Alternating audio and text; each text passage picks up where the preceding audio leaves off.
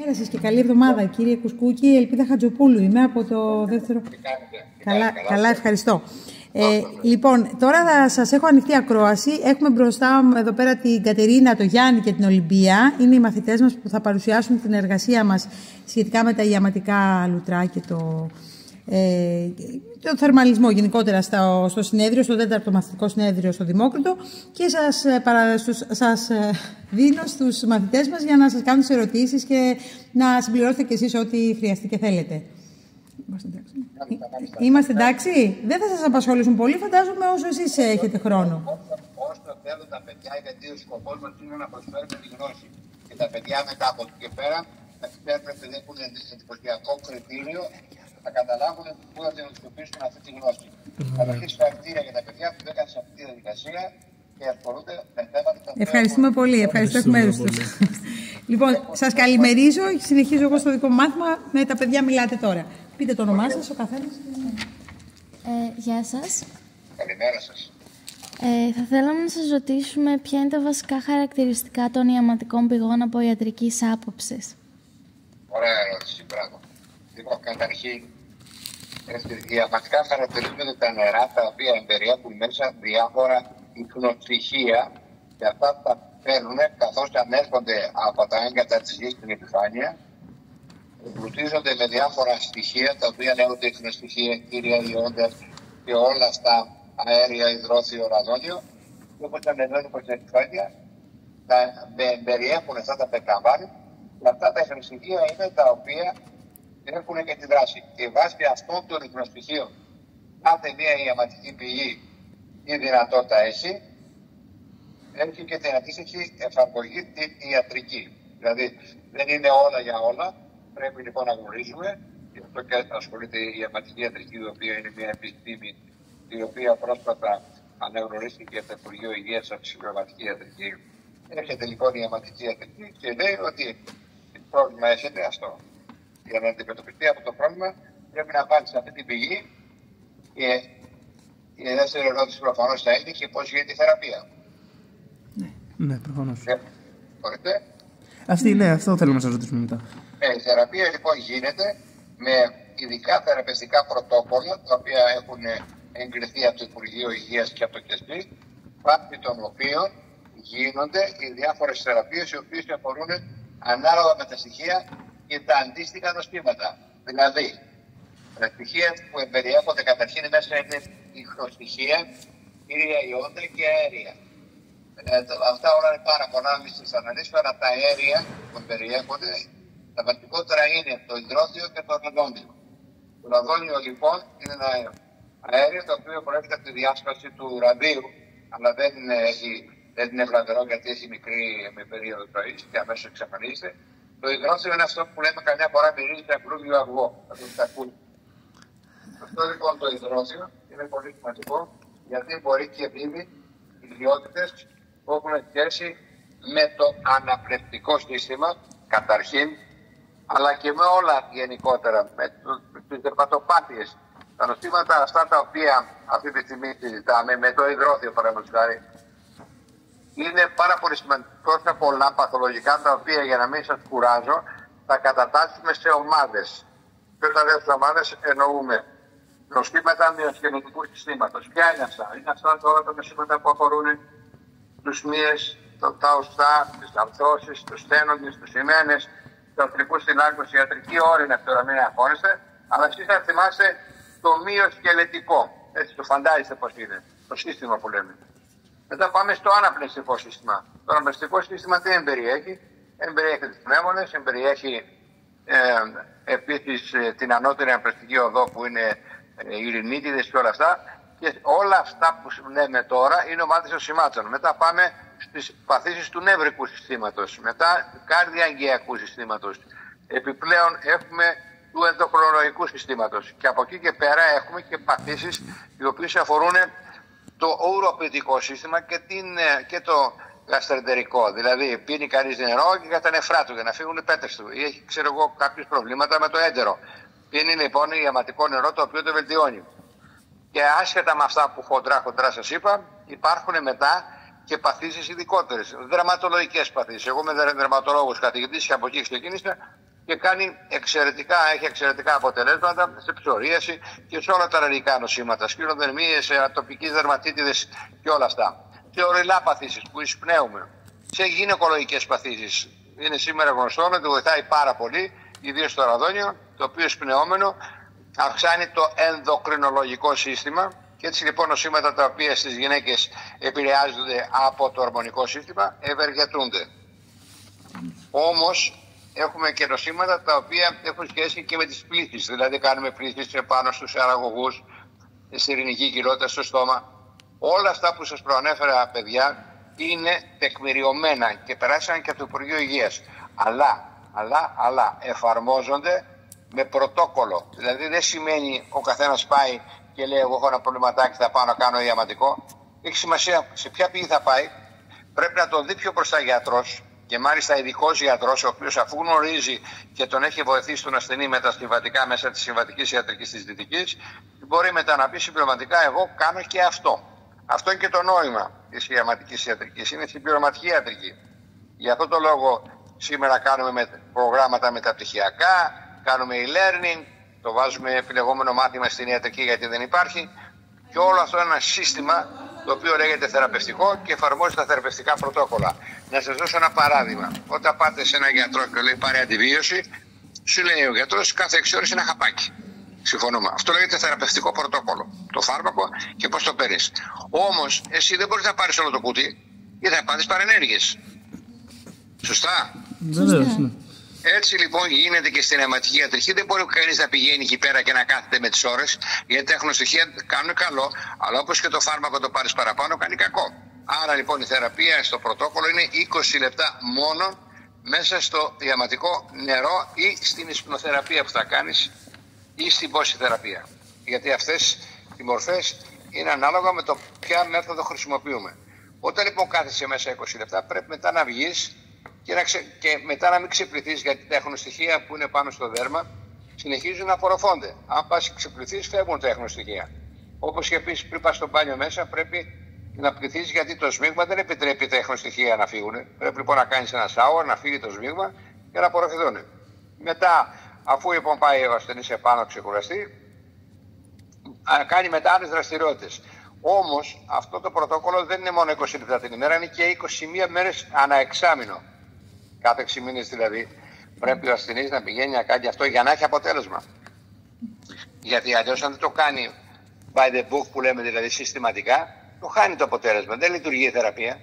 Και αυτό είναι πάρα πολύ σημαντικό να το γνωρίζουμε. Οι θεραπείες τώρα, ανάλογα με τον τρόπο που χρησιμοποιούμε τους αιματικούς φυσικούς σπόρους, έτσι λέγονται τα αιχνοστοιχεία και τα αέρια, είναι η εξωτερική υδροθεραπεία, τα λεγόμενα αυτά τα μπάνια που κάνουμε, έτσι, τα λουτρά, τα οποία δεν ισχύουν σήμερα γιατί η λουτρά ήταν παλιά αντίληψη, σήμερα μιλάμε για αιματική ιατρική. Το δεύτερον είναι η εξωτερική πάλι θεραπεία που έχει σχέση με την πυλοθεραπεία, δηλαδή εφαρμόζουμε πυλό, λάσπη. Υπάρχουν ορισμένα μέρη στην Ελλάδα, δεν ξέρω αν τα ξέρετε, που εφαρμόζει λάσπη και η λάσπη είναι πάρα πολύ ευεργετική γιατί εμπεριέχει στοιχεία τα οποία απορροφώνται. Μετά είναι η πόσιθεραπεία. Πίνουμε το νερό για νοσήματα του πεπτικού ή του οροποιητικού. Πίνουμε νερό. Υπάρχει η άλλη θεραπεία που λέγεται ίσπνοθεραπεία, που εισπνέουμε τα αέρια, όπως είναι το υδρόθιο, το οποίο είναι πάρα πολύ σημαντικό. Και ενώ ο κόσμος λέει μυρίζει κλούβιο, αυτό είναι αντιθέτως ευεργετικό και βοηθάει πάρα πολύ το αναπνευστικό σύστημα.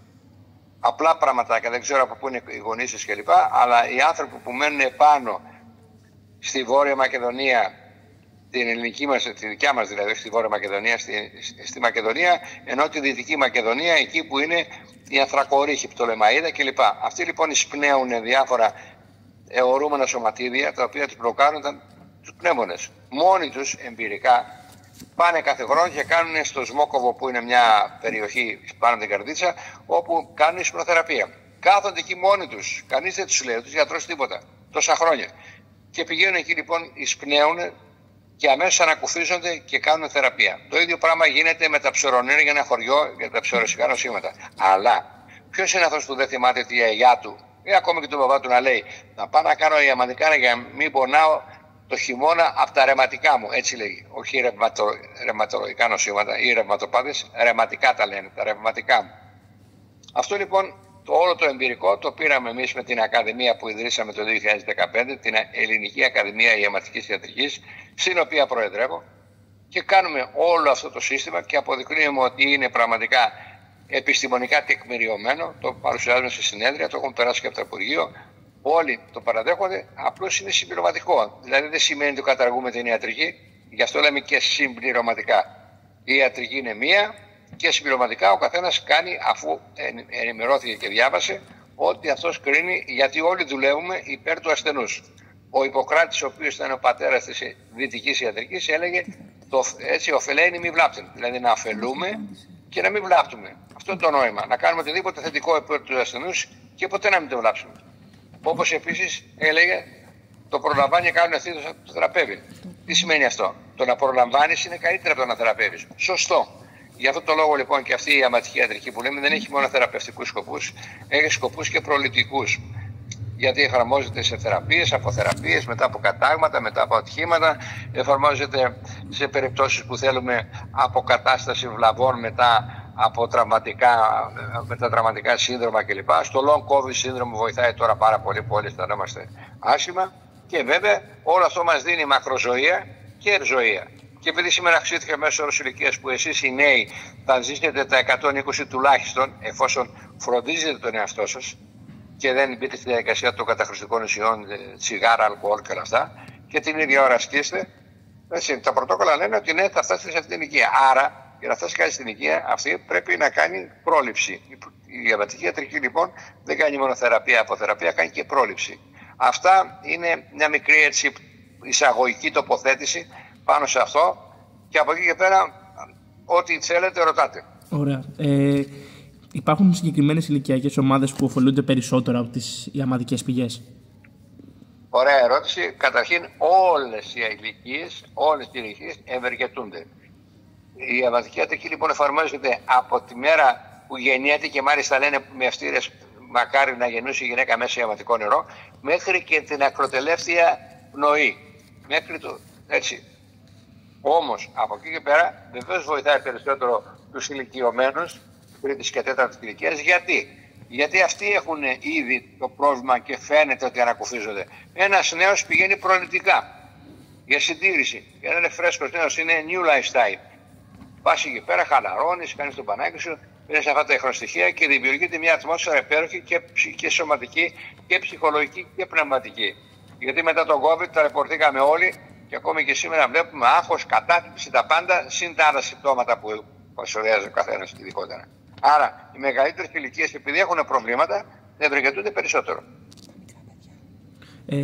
Σε μωρά, ας πούμε, και μικρά παιδιά ισχύουν όλα αυτά, ενώ είναι πάλι βοηθάνε τον οργανισμό.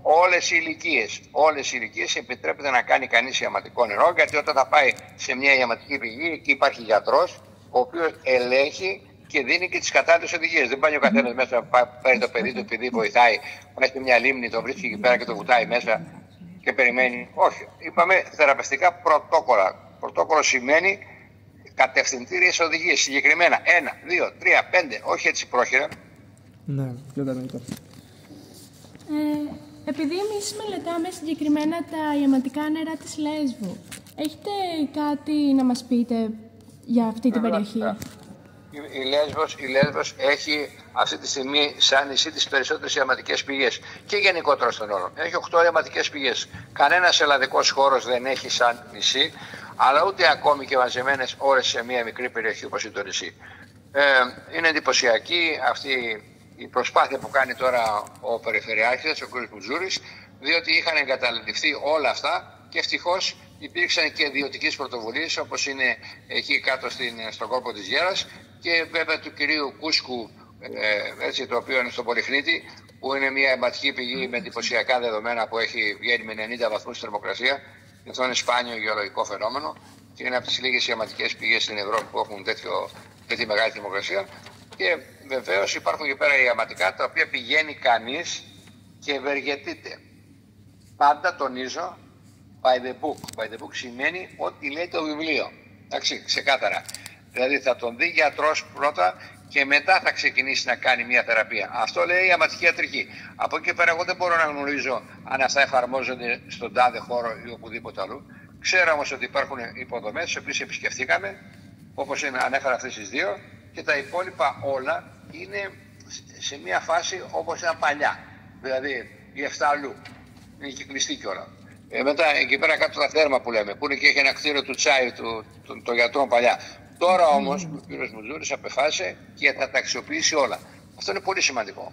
Και επειδή η Λέσβος είναι ένα νησί το οποίο έχει ιστορία, έτσι το απολιθωμένο δάσος κλπ. Όλα αυτά δημιουργούνται από το εφεστιακό υπόστρωμα που έχει η περιοχή. Και ειδικότερα το Αιγαίο, που είναι όλα τα νησιά όπως και τα εφιστογενή. Άρα όπου υπάρχουν φέστια, εκεί υπάρχουν διαματικές πηγές. Ωραία. Και κάτι ακόμα.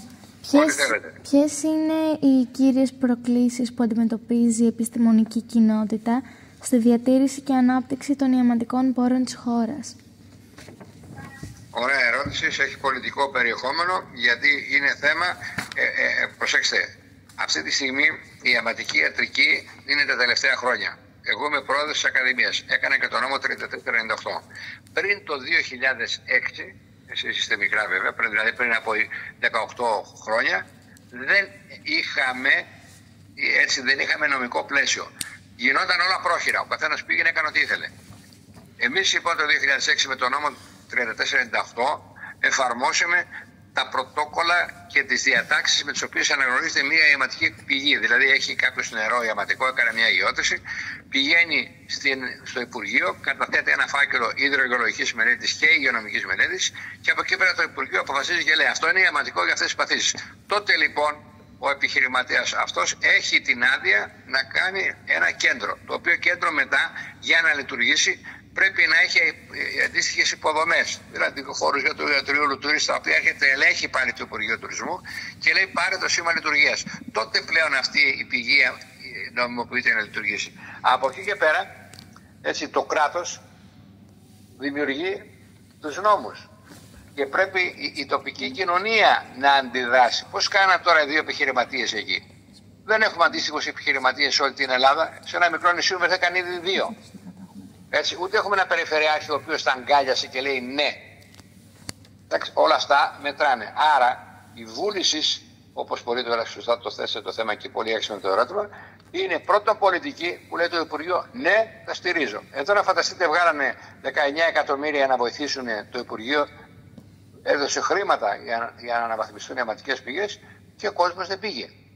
Γιατί ο ένας λέει δεν έχω υπηρεσία στο Δήμο, το Υπουργείο δεν μπορεί να κάνει αυτά τα πράγματα. Το Υπουργείο λέει πάρτε τα χρήματα, αλλά θα τα κάνετε όμορφα. Δηλαδή αυτοί είναι οι όροι για να πάρετε τα λεφτά. Επομένως η πολιτεία είναι μπροστά. Το θέμα τώρα είναι μπορεί και η περιφέρεια να αντιδράσει. Ένα παράδειγμα. Από εκεί και κάτω. Οι Δήμοι, γιατί οι περισσότερες ιαματικές πηγές ανήκουν σε Δήμους. Οι Δήμοι τι κάνουνε? Εσάς τώρα εκεί πέρα στη Λέσβο, οι δύο δήμαρχοι, μπράβο τους και συγχαρητήρια και είμαι δίπλα τους. Κάνανε μία πηγή και μία άλλη δύο σε ένα νησί. Έτσι, σε ένα νησί.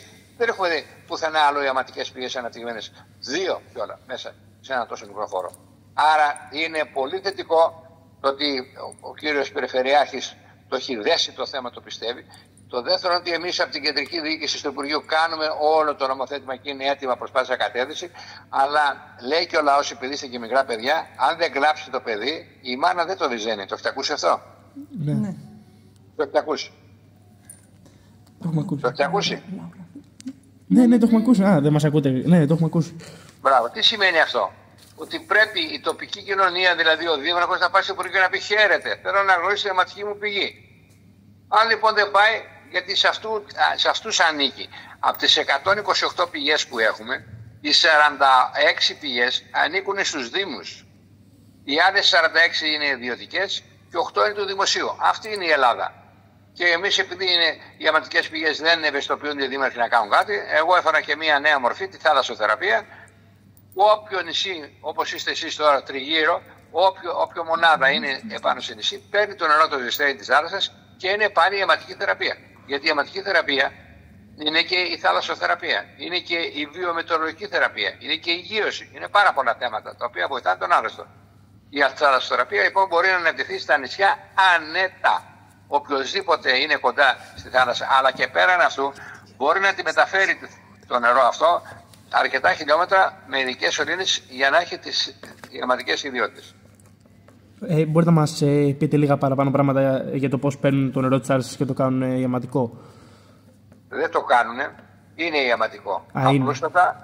Ναι, η θάλασσα είναι ιαματικό γιατί έχει πάνω από 15 μιλιγκράμμα ένα λίτρο ιχνοστοιχεία. Ενώ εμείς μιλάμε για ένα ιαματικό νερό, πρέπει να είναι πάνω στο λίτρο μέσα, έτσι, πάνω από 10, σε κάθε λίτρο ένα γραμμάριο ιχνοστοιχείων. Η θάλασσα έχει 15. Άρα λοιπόν είναι ιαματική, πάει αυτό. Για να τη χρησιμοποιήσει όμως πρέπει να πάρεις το νερό από βάθος της θάλασσας, όχι μήκος, θα πας να βρεις τη θάλασσα βαθιά, 8 μέτρα βάθος και από εκεί θα τραβήξεις το νερό έξω με σωλήνες, θα το πάρεις μέσα στην επιχείρησή σου σε δερμενόμενες πισίνες και τότε πλέον το νερό αυτό σε βαθμούς 37 με 38 είναι ιαματικό επίσημο. Πολύ ενδιαφέρον, δεν το έχουμε ξανακούσει αυτό. Ευχαριστούμε πολύ για... Ό,τι θέλετε θα με παίρνετε, πάρτε και το κινητό μου, άσχετα με αυτή που κάναμε τώρα την προσέγγιση. Έχετε σαν νέοι μια πορεία. Έτσι ξέρω εγώ, κάποιος δικός σας ρωτάει. Εγώ ξέρω τον καθηγητή. Πάρτε μου τηλέφωνο στο κινητό και μπορείτε να με ρωτάτε ό,τι θέλετε, γιατί η αποστολή μας εμείς σαν καθηγητές ακαδημαϊκοί και εγώ ειδικότερα και στην πρόεδρο της Ακαδημίας Ιαματικής Ιατρικής είμαι υποχρεωμένος να περάσω αυτά τα μηνύματα, να δώσω στον κόσμο την πληροφορία. Έτσι. Αυτό είναι πάρα πολύ σημαντικό. Να είστε καλά, παιδιά, και ό,τι θέλετε στη διάθεσή σας. Ευχαριστούμε, κύριε Κουσκούκη. Εμείς είμαστε σχολείο, δεν είμαστε στη Λέσβο. Επισκεφτήκαμε τη Λέσβο πέρυσι και μας κέντρισε το ενδιαφέρον. Και αποφασίσαμε να κάνουμε αυτή την εργασία. Και θέλουμε πολύ να γίνουμε πολλαπλασιαστές αυτής της γνώσης για τον ιαματικό, για τον θερμαλισμό. Οπότε θα σας ξαναενοχλήσουμε και σε ιδιωτική βάση αν θέλουμε κάποιες πληροφορίες. Σωστά, μπορούμε? Δεν με ενοχλείτε, είμαι υποχρεωμένος τόνισα και δεύτερον να συγχαρώ καταρχήν τα παιδιά, γιατί και οι ερωτήσεις του ήταν πάρα πολύ σωστές. Εγώ πάω, κάνω συνέδρια και δύσκολα ακούω τόσες ωραίες ερωτήσεις. Και βεβαίως εσάς, οι οποίοι συντονίζετε όλη αυτή την προσπάθεια και εμπνέετε τα παιδιά για να ασχοληθούν και με κάτι το οποίο έχει προοπτική. Μέσα στη φύση, εκεί γυρίζουμε. Όλοι στη φύση, να το θυμηθείτε.